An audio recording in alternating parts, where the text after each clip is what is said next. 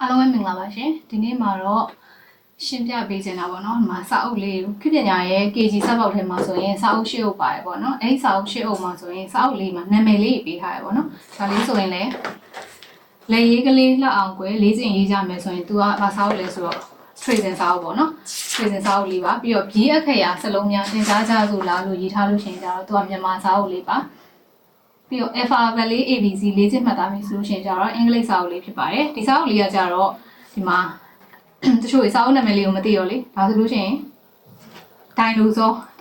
စာအုပ်ဆိုပြီးတော့ဒါလေးဆိုလို့ရှိရင်မှန်ဘလူးစာအုပ်ဆိုပြီးတော့မေးနေလို့လေဒါလေးကကျတော့ဒိုင်နိုဆောပုံပါတဲ့စာအုပ်လေးကစူးစမ်းလေးလာတင်ယူမှာသိပ္ပံသင်ခန်းစာဆိုရဲ KG သိပ္ပံစာအုပ်လေးပါဒါလေးကကျတော့ပျော်ပျော်ရွှင်ရွှင်တင်ယူမှာ KG သင်ခန်းစာဆိုပြီးတော့ဒီမှန်ဘလူးပါတဲ့စာအုပ်လေးပေါ့နော်အဲ့ဒါလေးကကျတော့ KG ကိုစာအုပ်လေးပေါ့နော်သူကသင်ခန်းစာ KG သင်ခန်းစာဆိုလို့ရှိရင် KG မှာသင်ရမယ့်အခန်းကြီး15ခန်းပေါ့နော်တစ်ကနေ15အထိရှိရဲအဲ့အခန်းကြီး15ခန်းကိုအခန်းအလိုက်ကာလာရောင်စုံနဲ့လေ့ကျင့်ခန်းလေးလုပ်ပြီး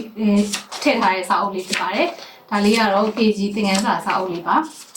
ဒါ KG သင်ရုံးမှာဆိုလို့ရှိရင်မဖြစ်မနေသင်ရတဲ့အခန်း15ခန်းပေါ့နော်အဲ့ဒါလေးပါတာပါမှန်ဘလူးစာအုပ်ဆိုရင်မေးတော့ဒီမှာမမင်းရဲ့